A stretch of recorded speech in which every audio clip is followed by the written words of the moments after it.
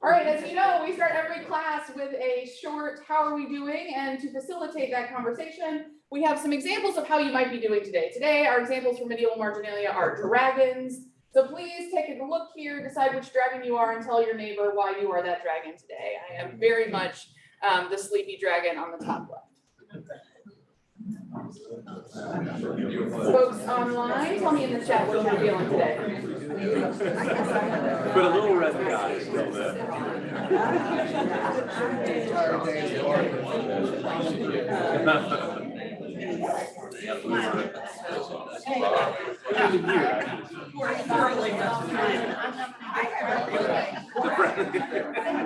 I can see that. I don't know if I ever feel like number two. I'd have more hair to have that. All right, has everyone been dragonified? Yeah. The beauty of all of these, there are so many. Yes. We're back. We're back. I hope you enjoy your dragon conversation. Yes. I can do the silent, what is this, the fox that you people do, and then you know that one? Where you basically you know, you've done this group, yeah. You do that. Also to the University of Texas, so. Yes. Oh, no, we're not gonna do that. That's not. Anyway, so thank you for doing that. I am definitely a number one over there, sleepy, a little bit confused about where I am, but delighted to be with you. The topic for today's conversation is specifically troubling the purity of white supremacist origin stories. So we'll be talking about the Vikings, we're talking about Anglo-Saxon England, we're talking about the place in time where white supremacists identify as the origin of pure whiteness. Okay, and you'll note the QAnon shaman is there wearing his Viking horns, which, as we all know, have absolutely nothing to do with Viking history. Right? Wagner invented that. That has absolutely nothing to do with actual Vikings. If you know nothing after this class, please know horns, not actual Viking. Okay, great.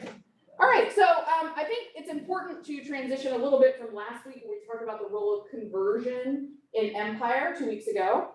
We talked about a lot of folks whose names started with C. We talked about Constantine, Clovis, Charles Martel, the Hammer, and Charlemagne. Does anybody remember what the sort of cohering factor of all those folks was? What was the theme that we talked about, not just the fact that all their names start with C? Empire, okay, what about empire? They were all at the helm of different ones. Christian Christian. And they're in the instance of Constantine, they're inviting everybody to be. Absolutely. So at least in the Constantine is sort of the origin of Christianity being merged into the notion of empire, a political entity. We then saw Clovis, who was the first of our Franks to be baptized, having a very similar battlefield experience that Constantine had, wherein he prays, and remarkably, he prays to Jesus and he wins his battle, right? Charles Martel does the same thing, except he doesn't just take on Christian identity on the battlefield, he takes on Christian identity as opposed to Muslim identity. Charles Martel is the one who defeats the Muslims at the Battle of Tours in 732 and crafts the narrative that the Umayyad Empire is infringing on Christian identity, Christendom, right? And he's not wrong. Tours is right in the middle of France. And we saw that map where the Umayyad Empire expanded all around North Africa, almost all the way up to Constantinople and all the way around to Spain. So there is a fact that the Muslim Empire is expanding. What Charles Martel and then Charlemagne do is shift that narrative to say it's not just there's another group of political people running around out here, it's that the Muslims are out to get us, right? And what's the power of that particular narrative? Still works today, Yeah. right? Why does it work?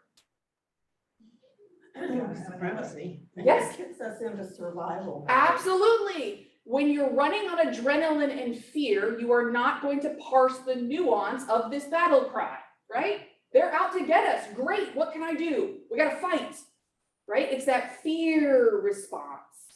And the fear response often crafts a very particular type of narrative that is perhaps found on certain news networks. So, question here, the ideological significance of becoming a Christian political entity versus a non-Christian other really can't be overstated enough.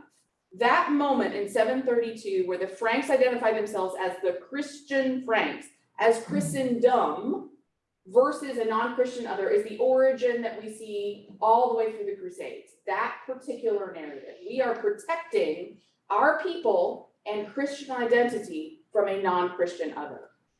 And that particular narrative of Christian identity has also been utilized in contemporary white supremacist culture. This is the rifle of the New Zealand terrorist who went into 2 different mosques and killed 52 people in 2019. And what I want you to notice on here, you can't really see it very well, is that on the handle here is Tour 732. So ideologically speaking, this man who has a whole manifesto like so many terrorists do, identifies himself as the heir to this grand tradition of Christendom fighting against a non-Christian other. You'll see that he collapses that into issues related to contemporary immigration. On the barrel here, it's Here's Your Migration Compact, which is a reference to a global compact for migration signed by the UN. We also have the Battle of Lepanto, which is the end of the Fourth Crusade, where again, Christendom is against the Ottoman Turks, this non-Christian other. So we see this sort of narrative, this story that's been created, it's drawing a one-to-one line between the past and the present. One of the threads of that conversation is Christianity as not other. The other thread to that conversation is whiteness, or perceived whiteness. So one of the other pieces of the New Zealand terrorists' conversation was that he identified himself as a Viking, going into battle, dying on the battlefield in order to achieve nirvana in Valhalla, right? So, why do we have this sense of ethnic nationalism? And what do I mean when I say ethnic nationalism? How's that different from just nationalism? Not a trick question. It's more expansive. Okay, in what ways? Well, it gathers a lot of different people together in the cause. It gathers a lot of people in the cause. Together in the cause. And what is the cause? Us against them. And who is us? When the white nationalist Christians. Yes, it identifies that us based on what we look like, right? So it's not enough that we're Christian. It's that we're Christian and we look like each other. We, white people, versus an us, an other. And to do that narrative, to make that narrative work, we have to find a point in history where we believe that this was the high point of this white Christian identity. And for many white supremacists, this is Anglo-Saxon England and the Vikings. Why? Because they were white. Because this is what we think they look like. How many of you have seen Viking shows on Netflix? Oh my gosh. They are all the bare-chested, blonde man running into battle. It's the epitome of masculinity and whiteness, right? And that combined with Christianity gets us narratives like this one. There's an online white supremacist community called New Saxon, an online community for whites by whites. We have on the left Trump being depicted as who? Braveheart. Right? It's absurd. Why what does that say? Of course, holding the severed head of Karl Marx. So we've just collapsed every single bit of history that we've ever known and made it into a ridiculous narrative that's saying what? Trump's gonna overcome it all. Right. Trump is now the Scotsman, Mel Gibson Scotsman, running across the moors, declaring freedom for the Scottish people. From a German person. From a German person. None of this makes any sense. but it doesn't have to make sense because it's a symbol, right? This triggers a bunch of different symbols that we know piss people off. Marxism, right? Freedom of religion, perceived threat of other religions or non-religion. And Braveheart is this, we are standing for freedom, right? And all of that comes together in the insurrection on the Capitol, when we have Trumpers who also carry Deus Vult signs, Crusader battle flags, and also dress up with an American flag and a Viking headdress. And a fur. And a fur, yes, indeed. None of it makes sense. None of it makes sense. We also see contemporary white supremacists using runes on their flags that are also the standard of the Roman Republic. That's what this sign is, a sigil of the Roman Republic. And on the right, hail to England. What's happening on the right there, friends?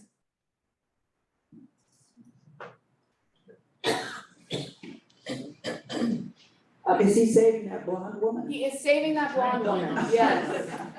We blonde women are often in need of saving, apparently. Yes, it's the idea that England and the Empire of England has its roots in Viking history, which is actually true. We're going to talk about that in a second. But all of these symbols trigger certain tropes that come up in really alarming places. So how many of you remember Marjorie Taylor Greene's America First caucus? It happened in 2021. Yep.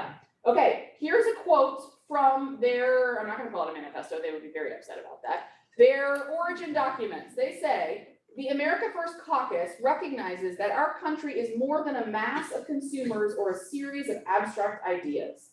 America is a nation with a border and a culture strengthened by a common respect for uniquely Anglo-Saxon political traditions.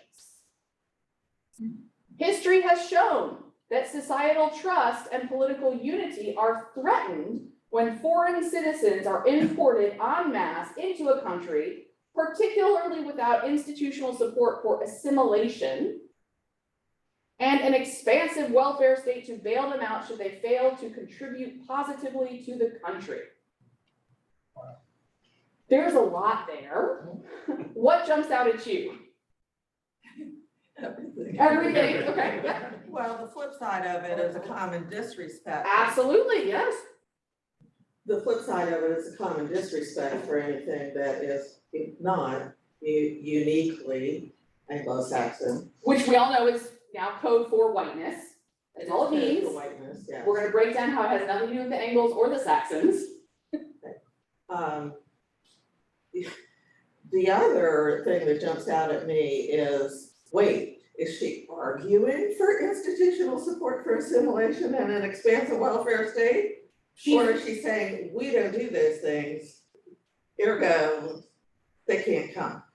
That. Yeah. But it's Yes, absolutely. But she jumps over the fact that assimilation, is that even something we need? And the implication is that assimilation is to be the goal. It's the goal because America and our culture are required that everyone buy into the same narrative in order for the country itself to thrive. And the threat then is anybody A, who is not us, and B, who comes here and doesn't become like us. Yeah? And it seems to assume that anybody who does come is going to fail. Absolutely. We must bail We them must out. bail them out, absolutely. They don't have our unique Anglo-Saxon identity. They're gonna be in trouble. Excuse me, by a series of abstract ideas, that's jumped out to me. Oh, absolutely. Are they talking about the Constitution? Possibly, possibly. Okay, Mhm. and they are because we know they're saying get rid of it. Yep. Well, and that's the thing, right? This is a distillation of a particular set of American ideals, right? This is written by representatives in the House of Representatives, our Congress, who suggest that our America is strengthened by an agreement that we all agree we are uniquely powerful because of our Anglo-Saxon identity. John? this reminds me of people that pick and choose the pieces of the Bible, the Oh, verses that they like, Oh, yes. because they totally ignored, if you're really gonna talk about history, let's talk about the starting of the North America and who was here first, Oh, indeed. and then how that's evolved. I mean, we've got a very, very complex, complicated Oh, yes. history, Absolutely. and there's a lot of nuance in there. Oh, no, we don't like nuance. No.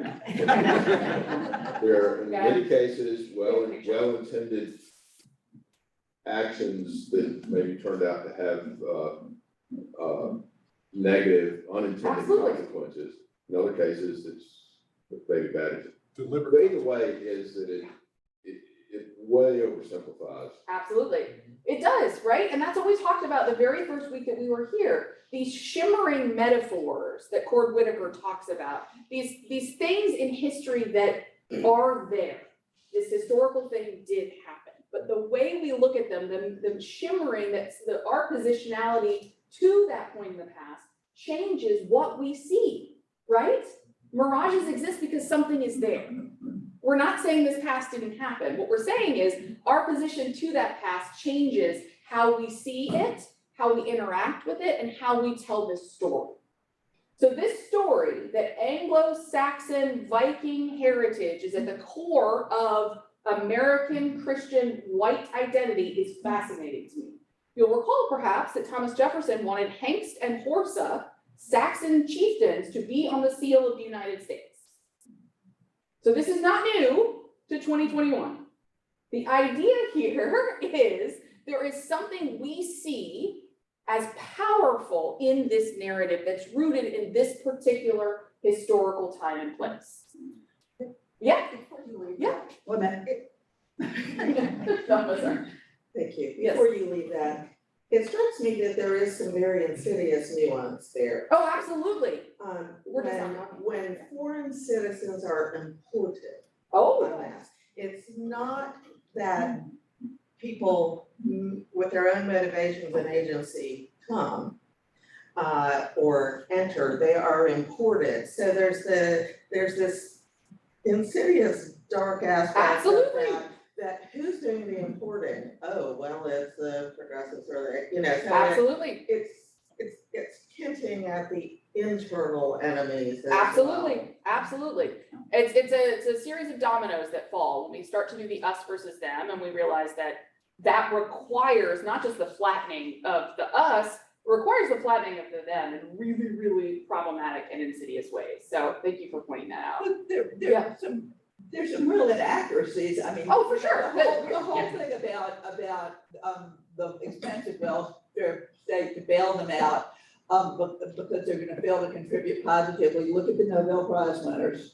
Look at the finalists on Master's Jeopardy. I agree. No, I agree. Absolutely. And the idea here is that none of that nuance matters. Right. What matters is that those people assimilated to American identity. They picked themselves up by their bootstraps and became Americans, right?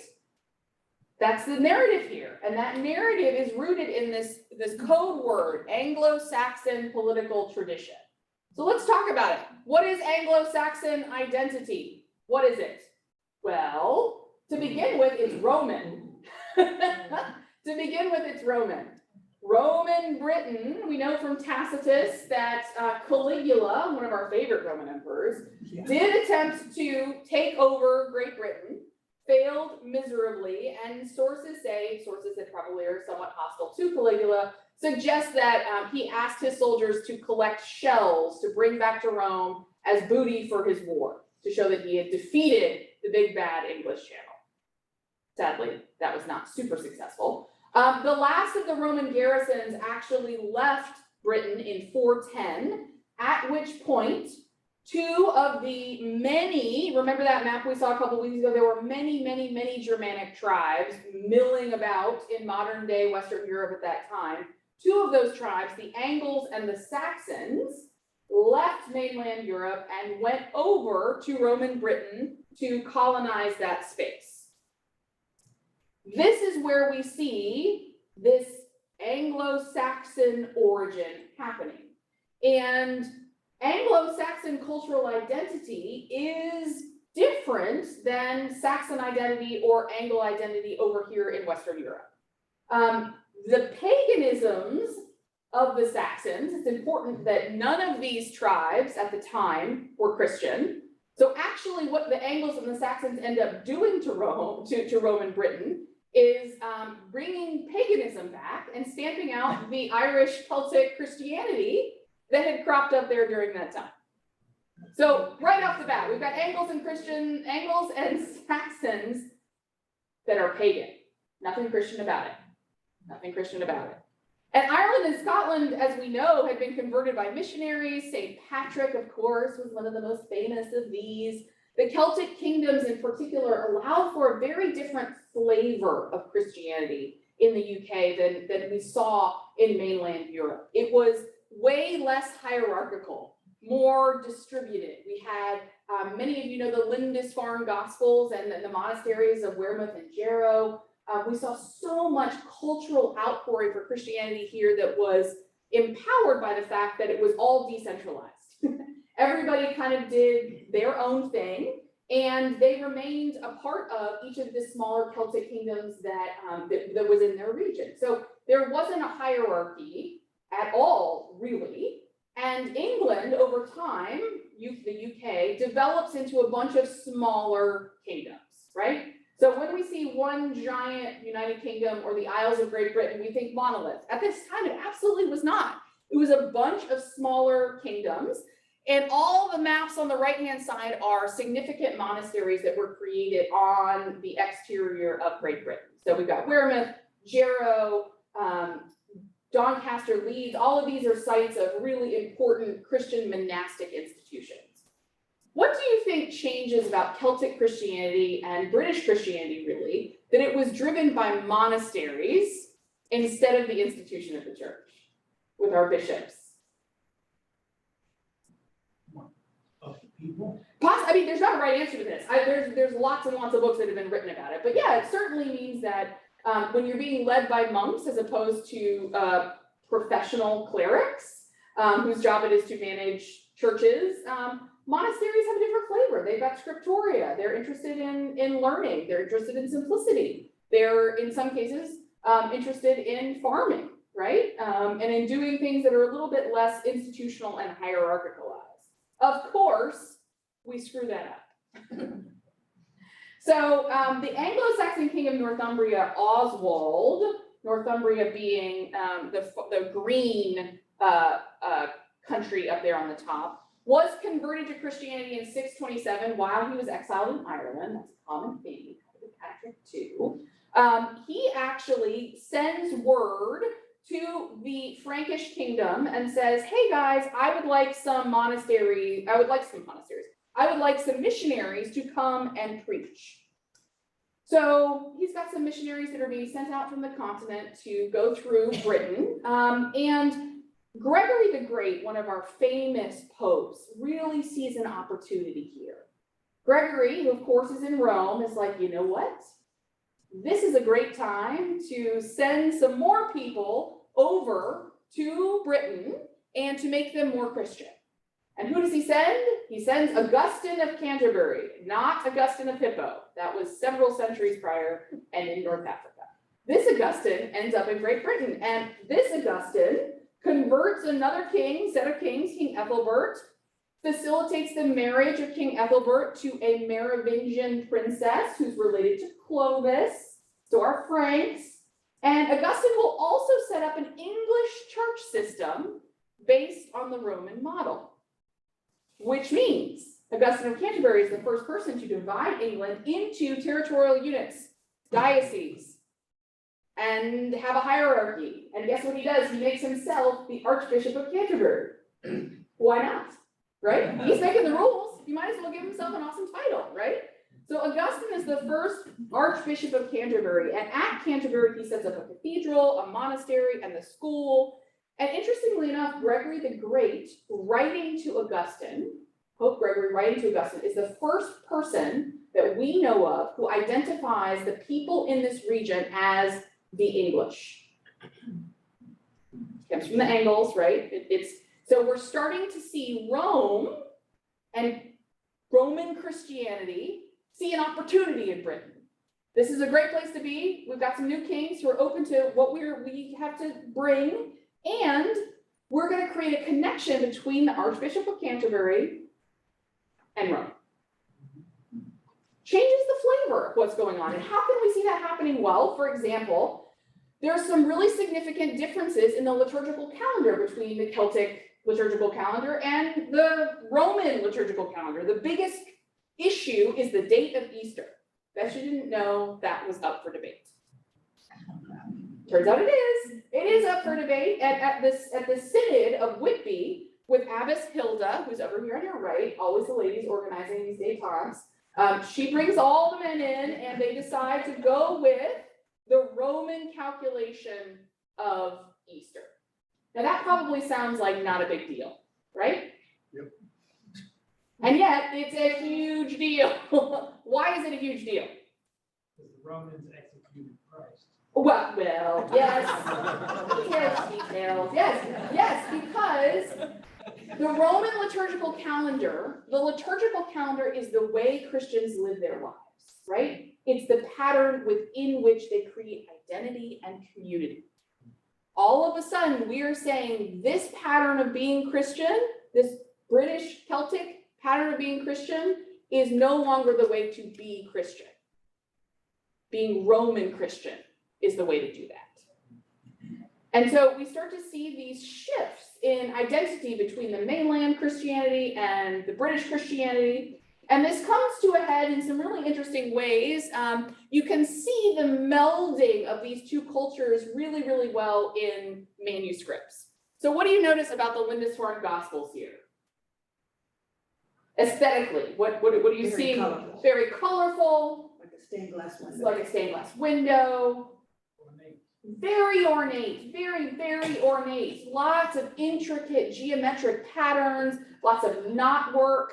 And what's really, really cool, I don't know, you can't really see it from far away, is that each of these little swirls are actually bird heads.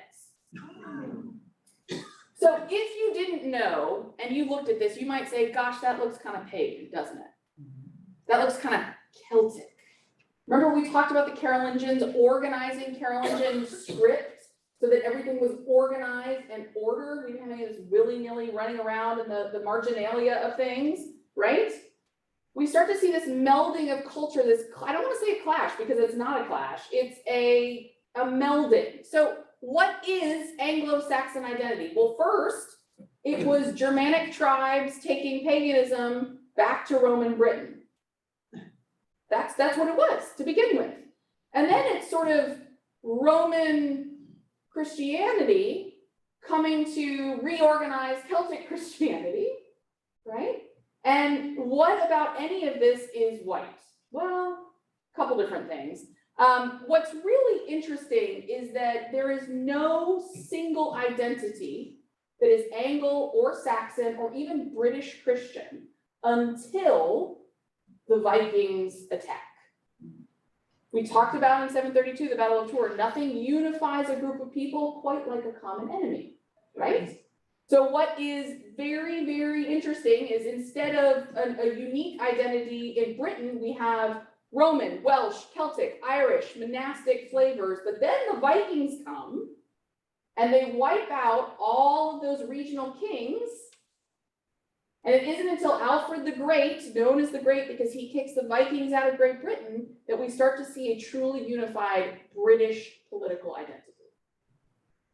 So where do the Vikings come from? Well, they come from Scandinavia, right? And we know that as early as 515, there is a group of people running around the English Channel and the North Sea doing the raiding. But when you think of Vikings, what comes to your mind? Rowers.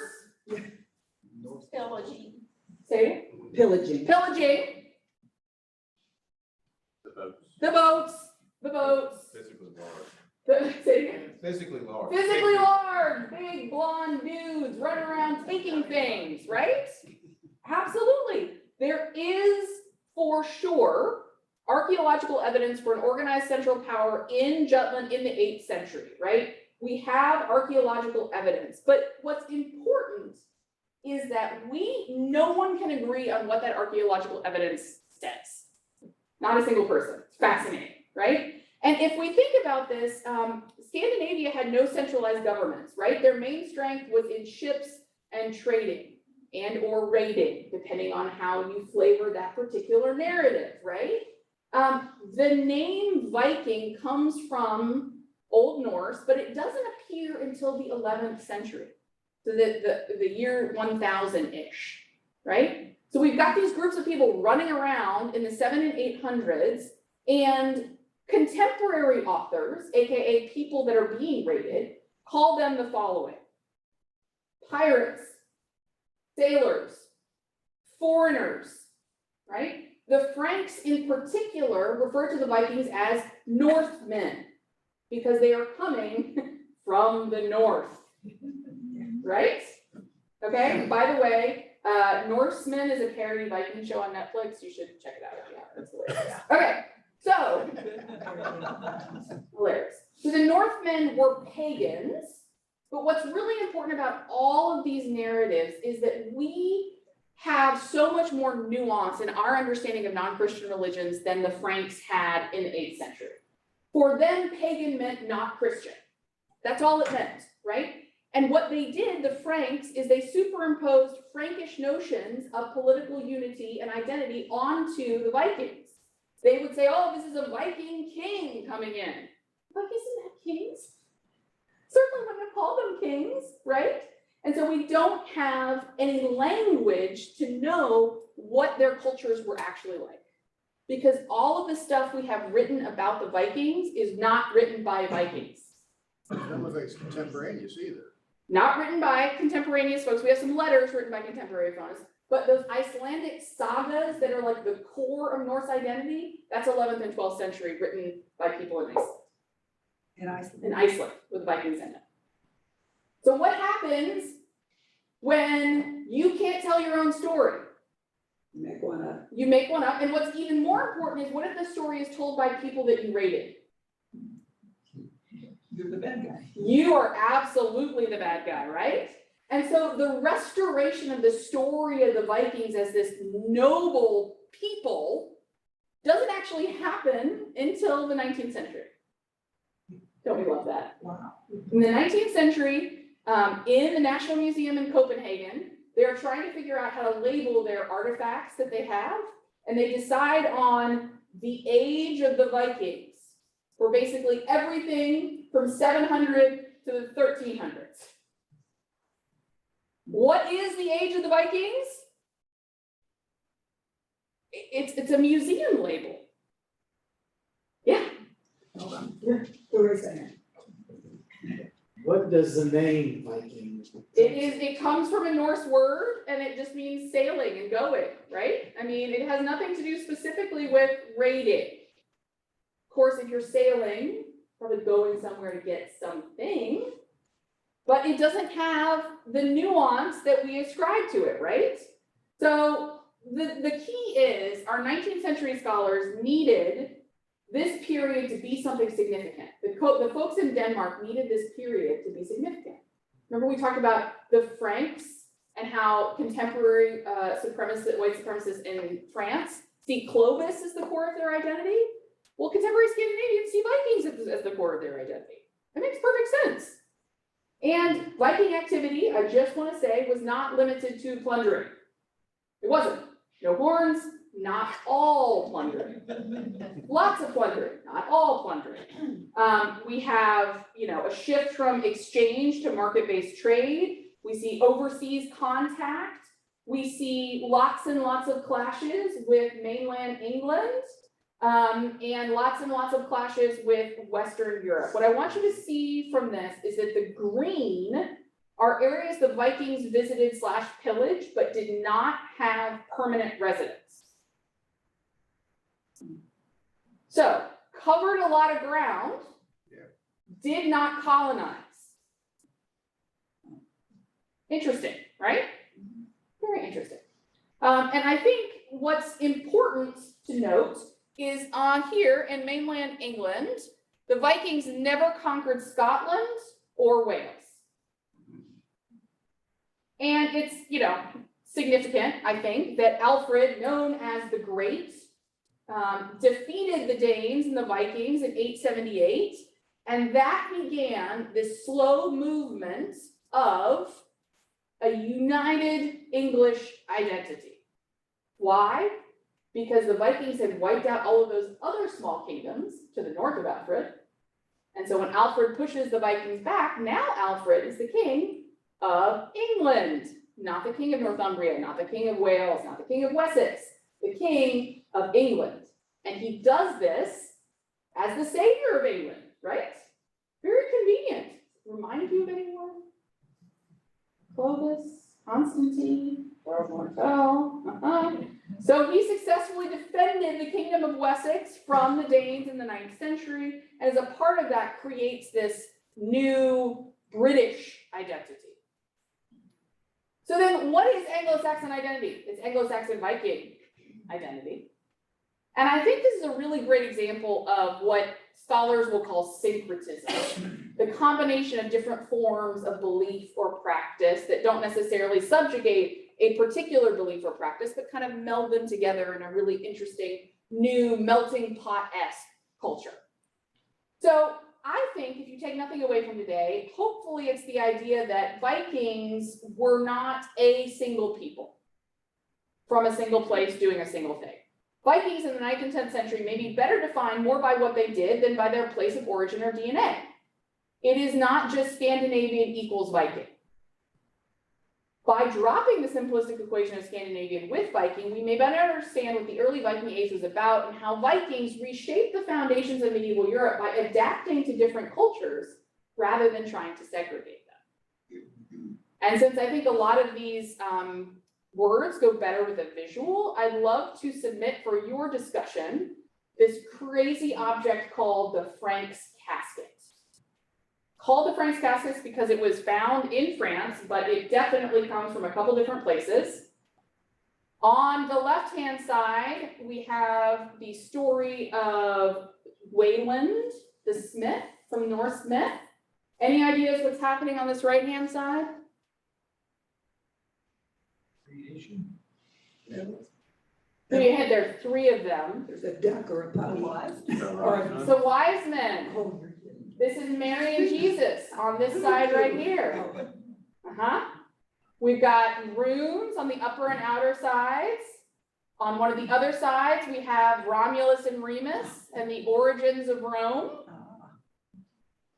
On the other side, we have the Romans destroying Jerusalem under Trajan. Are there words on there that? There are words, we don't know what they are. Oh, really? You just figured it out from the picture. Yes. So, what all is in the Franks casket? Well, first of all, it's made of whalebone, which is just bonkers. But also, we've got Roman history. We've got Roman Christian-ish, Roman anti-Jewish identity. We've got Norse mythology. We've got the origin of Christianity, all smooshed together in one particular object, which is fascinating. Okay? So I want you to have the Franks casket in mind when you think about King Alfred combating what was a largely syncretic British culture. There was no British culture until Alfred. And what Alfred does is what Charlemagne did. He creates a translation program where he takes all these Latin texts and Norse texts and turns them into Old English. He also has a whole project related to recovering the history and identity of the English peoples. Right? Because that narrative is essential to this story. So Anglo-Saxon, English, Viking, Roman identity, hard to say. At different points in British history, Vikings actually were the kings. Knut, you heard of Knut? Delightful. And in fact, when we have the big Battle of Hastings in 1066, guess who that's between? It's between the Vikings that settled in Britain and the Vikings that settled in France. The one spot in Western Europe that the Vikings settled was this tiny little circle in northern France, now known as Normandy, from the Northmen who lived there, right? So really, King Rollo is the first one who gets, Duke Rollo really is the one who gets this particular space going as a Viking. And it is from his line that we get William the Conqueror. So really, the Battle of Hastings is really between the British Vikings and the French Vikings. And yet, this moment, right, the Bayeux embroidery that many of you have probably seen in person, is this story of British history coming to a head. This is Vikings versus Vikings, right? That's my Star Wars. Anyone? Oh, sorry. No, you're allowed to laugh. Okay, so all of this is marshaled in very particular ways. And Velma, if you want to pass that out. One example, specific example of how this narrative of British history gets pushed into American history is what you're about to see, which is a proclamation by the Trump White House on the anniversary of the martyrdom of Thomas Becket. So who is Thomas Becket? Well, Thomas Becket is a couple generations removed from the original takeover by William the Conqueror in 1066. His buddy is Henry II, wife to Eleanor of Aquitaine. And what do you know about Thomas Becket? Have you seen the movie? Yes. Martyr, man for all seasons. Big, important dude. Well, he's actually an interesting historical figure. He's from Normandy, so he himself is from the French Vikings area. He was trained in England and then moves on to Paris. He serves as a legal assistant to Theobald, who was then the Archbishop of Canterbury, and he was present at the crowning of Henry II. Thomas is friends with Henry, and what's important about that is that Thomas is appointed as chancellor for Henry, which up until that time was largely a figurehead role. It didn't mean much politically, but for Henry, giving Thomas this position was a mark of their friendship and a mark of his esteem for Thomas being somewhat intellectual, somewhat capable individual, who had been around other capable administrators, particularly Theobald, right? So when Theobald dies, Thomas gets Henry to appoint him as Archbishop of Canterbury. This is bad news bears, because before Thomas, no non-monastic had ever been named Archbishop of Canterbury, which is a bummer. In fact, lots of monks said, quote, "One unused to handling oars has been made captain of the ship, especially at a church where the head was accustomed to be a monk." Remember Augustine of Canterbury, the first one? Classic monk, okay? So things don't go really well. The monks under his care, people in the Church of England, not then the Church of England, just Christianity in England, are a little bit annoyed. And one of the things that come to a head during this rule is the question of investiture. Who gets to appoint church leaders? Is it Henry or is it the church, right? And so that's where Henry and Thomas butt heads. Thomas says, no, the king should not have authority over the church. At which point Becket says, you, King Henry, are wrong. King Henry promptly exiles him. And while he's gone, he has the audacity, King Henry has his son crowned by the Archbishop of York instead of the Archbishop of Canterbury. That is really upsetting if you were a 12th century British person, okay? And so Thomas works with the Pope while he's in exile, writes lots of very sad letters, eventually comes back, excommunicates the bishops who did the crowning, because, we're real petty. And at that point, King Henry's like, will no one rid me of this troublesome priest? The story differs about how this happens, but a bunch of folks sprint from where they were to Canterbury and promptly behead Thomas in his church. And so we have from the White House of Donald J. Trump, today is the 850th anniversary of the martyrdom of St. Becket. Thomas Becket was a statesman, a scholar, a chancellor, a priest, an archbishop, and a lion of religious liberty. What? He certainly didn't want the king interfering in his stuff, but I don't know that was about religious liberty.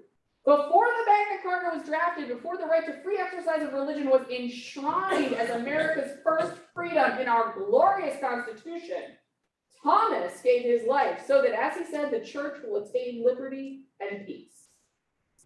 What is happening here? I'm serious. What's happening? Who's feeding them this? Because, I'm sorry, but I'm. You don't think Thomas J. Trump knows about the Magna? Yeah. Her name is Rachel Fulton Brown, and she is at the University of Chicago. And all this I want to say, because we'll end here because we've got to go to church. This draws an unbroken line from Thomas Becket as lion of religious liberty to Donald J. Trump as similar lion of religious liberty. So when you think these stories don't matter, this is the story that is literally being told in a proclamation from the White House. And I'm happy to talk more. Yeah. Yeah, wait a minute. Yeah. But I do want you to say that. Yes. Tell that this is not, it was taken down. It is no longer on the internet. She got it off the internet. I saved a PDF when it happened, and it is now no longer on the internet. And I do want you to And you have a continue copy. asking questions, but we are meeting again next week at 9 a.m. Yay. Yes, So I'm I so want sorry y'all about to that. know Yes. that. I Yes. forgot to answer. We're gonna talk about Nazis. Yeah. Everybody loves that. Okay. Come, 9 a.m. Yes. Church is at 10. Go, Esther, did you have a question? Hold on. Did the woman you showed write this piece? We think. We think. We think. We think. Was she in the White House? She was appointed to a Trump creation called the Cultural Property Advisory Committee. And what's scary is she still has tenure at the University of Chicago and has written some really amazing stuff on Marian devotion. Boggles the mind. Boggles the mind. Let's thank